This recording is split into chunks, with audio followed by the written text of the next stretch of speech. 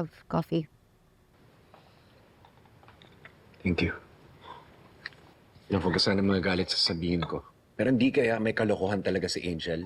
And Trixie is just trying to expose her, which gives Angel the motivation para kidnapin siya.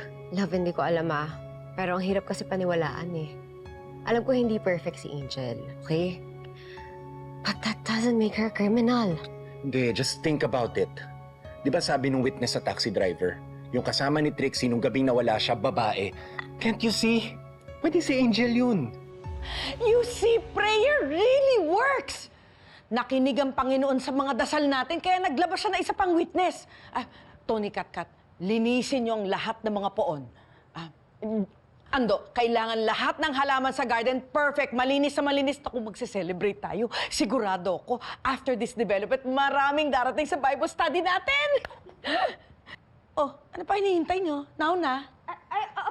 Opo. Ang tagal!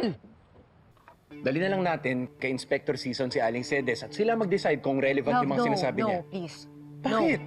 Responsibilidad natin yun. Love, hindi na. Kailangan natin i-inform yung Love, mga hindi polis. na nga. Pag dinala natin si Aling Cedes, baka mapahamak pa si Angel. Ayaw mapahamak yung kapatid mo. Malamang. Pero ako okay lang. No! Marco, no. Please. Just give me time, okay? Pag na-determine ko na may kasalanan dito si Angel, fine. Ako mismo magdadala sa kanya papuntang police station. Okay? Bahala ka.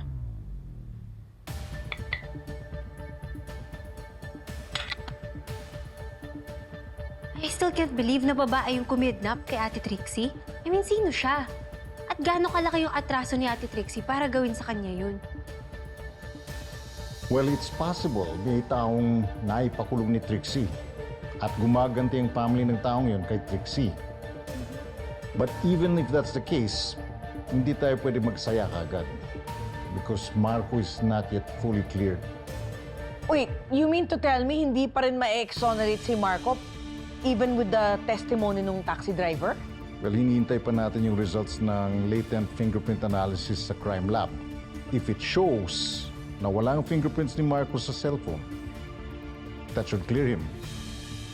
But we should be ready for all possibilities. Ma'am! Oh, Veron? Ano nangyari? Narinig ko yung usapan ni Ma'am Vanessa at ni Marco tungkol dun sa witness. Ay, Veron, alam na namin ang tungkol sa taxi driver. Sir, hindi po.